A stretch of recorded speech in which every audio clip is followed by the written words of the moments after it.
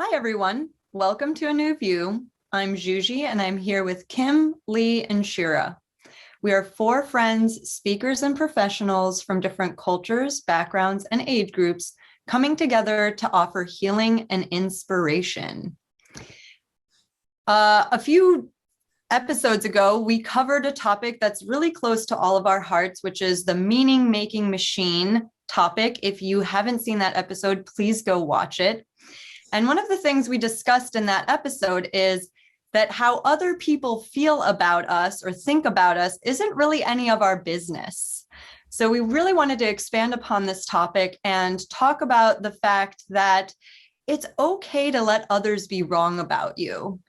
And the reason why I felt like this was a really important topic to cover is because part of my self-development journey has been to separate what others think about me and how I feel about me.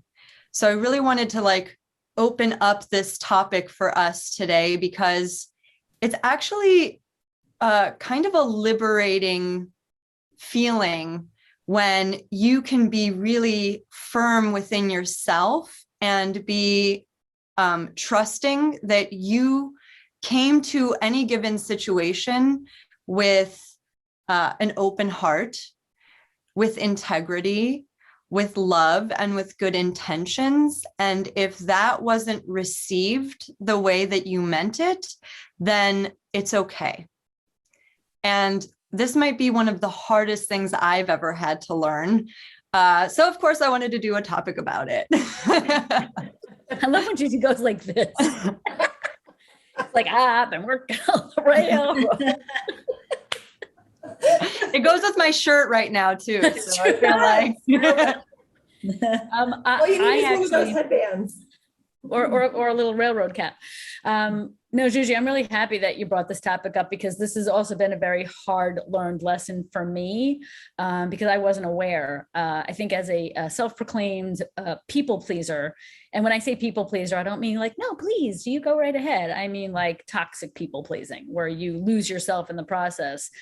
And not only do you lose yourself in the process, but what other people say is it impacts you so much and impacts your self-esteem so much that I never even thought of allowing people to be wrong about me. Like, no.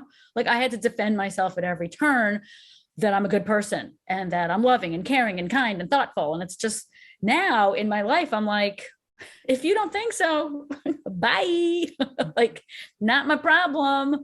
And that all comes from standing in your truth and knowing who you are and what your preferences are and knowing where your heart is. And we've talked about this before, but this idea of teaching young children, whether it's in school, I mean, it probably would have to be in school because a lot of parents don't teach this stuff to their kids, but to trust themselves and to feel good in their own skin. I mean, those things are just, they're immeasurable. You can't really have a healthy, strong, successful, productive, fulfilling life unless you are anchored within yourself. I mean, to me, that's just it's kind of a duh, obviously, but we don't talk about it. We don't teach these things. It's so important. Yeah. And, on the heels of that, Shira, I think that innately we're all seeking everyone's approval or our parents' approval or our teachers, our loved ones. And in that seeking of approval, we try to please all the time, like you said, and people sometimes are not necessarily reacting to us in the way we want to. And sometimes we take it. I think we're kind of obsessed with approval. I think we're obsessed with pleasing other people. In some cases, we just spend too much time, I think, caring about what other people think. And it's okay to have, values and to be a way or a personality where, you want to be authentic and you want to be real and you want to be good and you want to be kind. And if that's the path you're taking, then, we shouldn't have many of these things coming up where we're like, caring so much about what other people are saying about us. It's a tough one. It's one that Well, Yeah. social inclusion is a very important part of our lives, being a part of a community, being a part of your family is very important to us. That's like on like an evolutionary level, a deep, deep need that we all have. But I think when it becomes what you call toxic, Shira, is when it's at our own expense that we put our needs at the bottom of a list of, things that we do for ourselves because we're so busy running around trying to be perfect for other people. I know that the way that this has shown up for me is that I really don't like confrontation. Just like something that I know about myself, I don't like confrontation. And when you don't like confrontation, nobody's allowed to be mad at you. And when nobody's allowed to be mad at you, you try to be perfect. Yeah. And when you're trying to be perfect for other people not to be mad at you, like A, it's exhausting. And B, like that's not living. That's not living your life. Mhm. So when you show up and you're like, this is authentically me, and somebody goes, not my cup of tea, you can now be like, okay, like no harm, no foul. Right. Cool. I know it's hard to believe that not everybody loves me, but it's true. And so I've had to deal with that in certain situations and really check myself. And sometimes I have to admit to myself, I did not do right by that person. And to be able to apologize when you recognize that about yourself, that's Growth. well, it takes some balls, because apologizing it was to me admitting that I wasn't perfect and that other person was allowed to be mad at me because I did not behave in a way that was aligned for either one of us. But also, you have to be able to come to any situation and recognize if somebody is not pleased with you, if you do feel like you came from a completely honorable standpoint, then it's okay to walk away and let that person be wrong. It's okay. About you. Yeah. Just wanted to finish that sentence. Yes, about you. Yeah. Yeah. It's Right. really, it's definitely not easy to sit with that. I remember being young and there was just so many little things that, maybe I would do to friends or take things too personally and maybe say something, that's not really my true loving self or whatever. And I just remember it feeling so icky for anyone to be thinking anything ill of me. And as I got older, and it just to backtrack, it was so icky. I mean, I would lose sleep. I had anxiety all the time. I would just, the stories from our other episode of what we make things mean. I mean, it just exhausting is the word, Juji, like 100%. And then you can't live your life as filled with joy as you would like. It just, all the ickiness just gets in the way. And I remember getting older and I was in therapy, and the therapist said to me one day, because I have people pleasing issues too, Shira. And I remember working, through those with this therapist. And she said to me, Kim, not everyone's going to like you in life. And I legit was very shocked to hear that.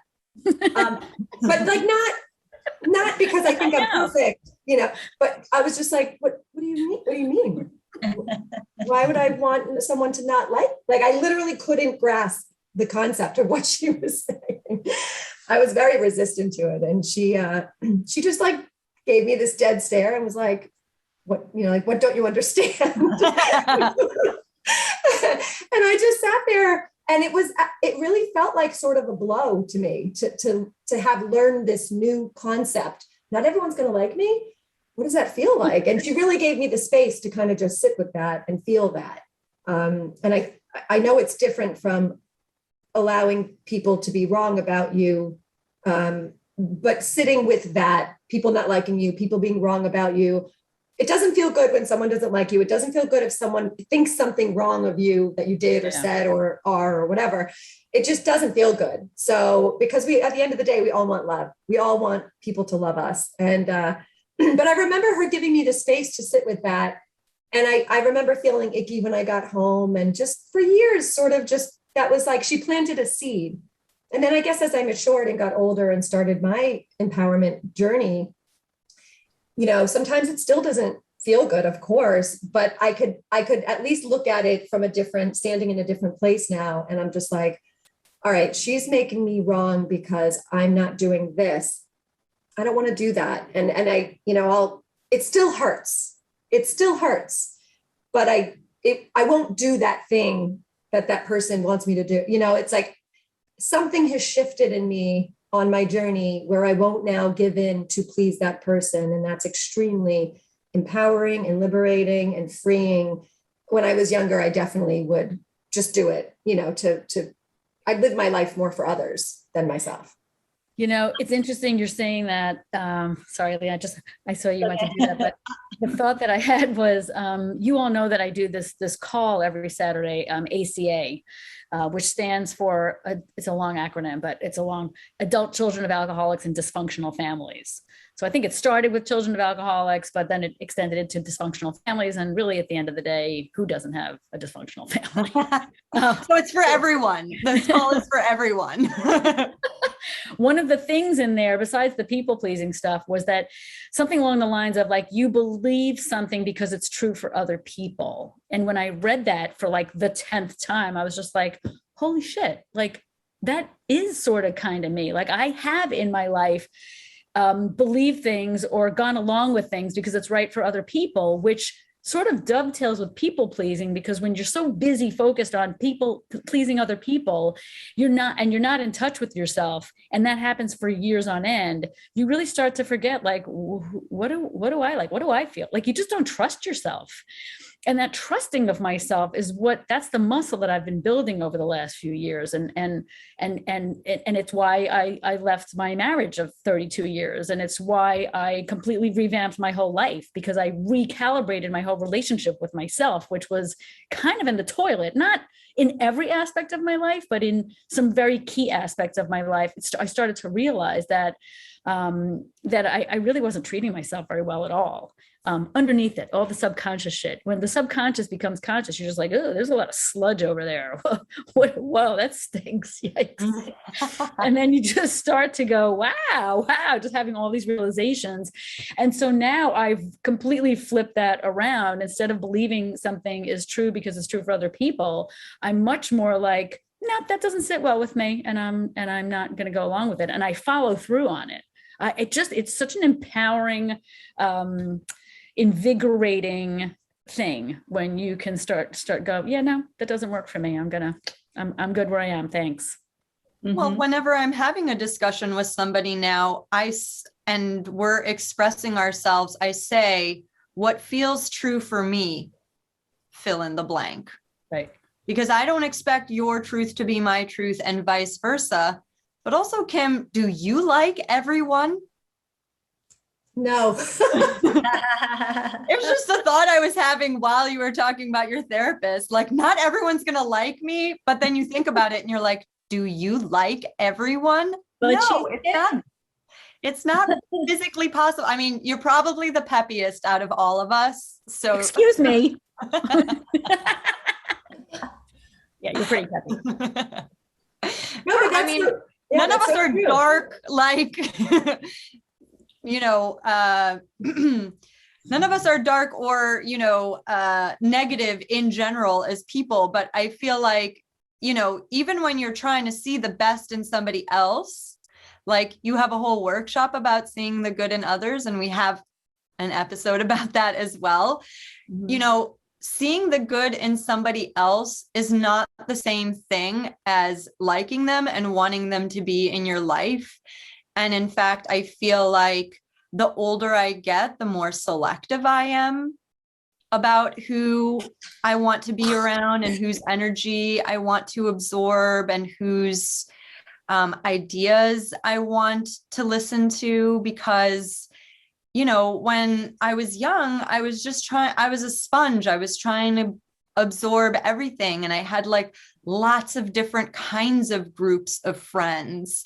And so like every single friendship group sort of fed different parts of me that I could resonate to, but like not all the way. And I'm not saying that every single one of my friendships is based in me completely understanding everything about them and like wanting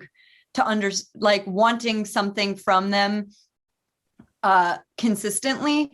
It's just that when you start being more discerning about whose energy you're taking in and who you're giving your energy to, it becomes a whole other ball game in terms of the depth of your relationships. Yeah, discernment that's a really good word, actually. I didn't have that before. I was just like, I love everybody and everybody, just everybody singing Kumbaya all the time. Meanwhile, I'm like drowning in quicksand. Oh my Lord. I'm just like, what the hell are you doing, Shira?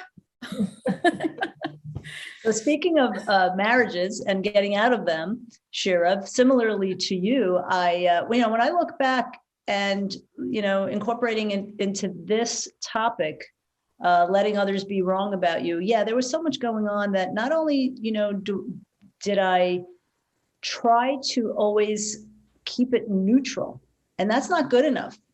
I tried to just keep it neutral, at least. If it wasn't good, let it be neutral and let us not have so much negativity. But it's not good enough. It's not good enough for me now or ever again in my life. And like Juji was saying, I mean, I'm also a lot more selective, but just not just husbands, but my friends, people I'm around. I recently had an incident at work where my boss was asking me to do something outrageous, where I was like, no way. And this is a relatively new job for me. I've been there for about 3 months now. And I was in a dilemma. I actually called Kim as a sounding board and to kind of validate my feelings, because I was asked something right on my way to work. And my initial thought was like, no way. There's no way I'm doing this. My second thought was like, if I say no, she might be really, really pissed. And then my third is like, okay, what do I do about this? How do I get out of this? And what am I willing to sacrifice? At what price, do I say yes? No price. So I came to the conclusion with Kim's help as well, that I am going to say no and not only feel good about it, but I was like, the worst thing that can happen is that I would be fired. Right. And I would be okay with that in this circumstance, because it is not worth my self-respect, my pride in myself. Plus, this was not anything in my scope of work or anything that I need to be doing. But they get an A for effort for trying. But anyway, the conclusion of it went very well, actually, easier than I thought. But by the time I had about 15 minutes since I got this message to do this thing today, and the time I got to the office, I felt empowered by then. I'm like, I thought out loud and I'm talking to myself, and I spoke a little to Kim, and then I'm like, and I'm okay if I lose my job. So fuck it. So I go in.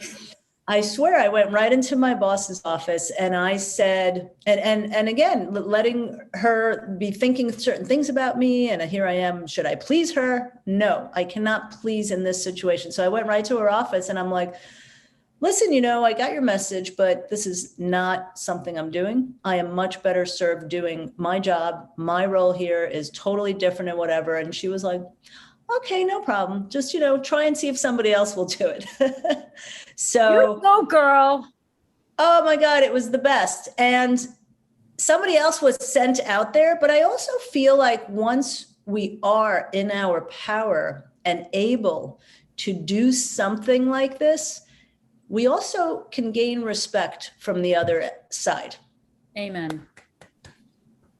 And that is a great, that can be a great result of, again, realizing that it's okay not to please that person at the moment, not to go with what somebody might be saying that might be wrong about you, right about, it doesn't matter. You stand your ground, and you sometimes do gain the respect of those around you. So Lee, in allowing her, you're in the car, you're having this conversation with yourself, you got to the place where you're like, I'm just going to allow her to be wrong about me in this situation. That enabled you to say no, because you in that moment were who you allowed yourself to be who you truly are. You stood in your truth. And I do feel that having that awareness and that strength to allow people to be wrong about us or not like us, it does help enable us to stand in our truth and say no, because we're able to fully express who we really are. So good for you. I'm so proud of you. And that's like exactly, that's how you can see your growth and your involvement right there in that 15-minute situation. And I'll tell you that it was that moment that I said to myself and confirmed to me, am I okay with whatever happens? And the answer was yes. Yeah. And I felt such a relief. I just got such a little chill when you said that, because that's why we're here on the planet. Like, we're supposed to have all of these challenges and difficulties, nobody has like a perfect childhood, but some people have it worse than others. But our job is to, as we get older, to just continue to peel the layers and continue to gain more awareness and continue to trust ourselves. And so, like, I am so proud of you, Lee.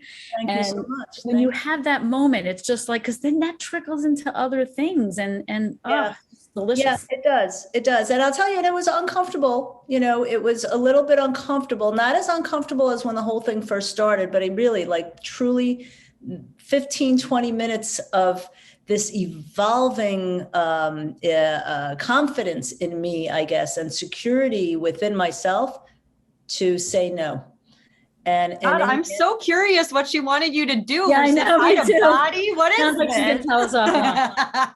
I will reveal that to you on another call that we are not recording. Well, and can I just add something?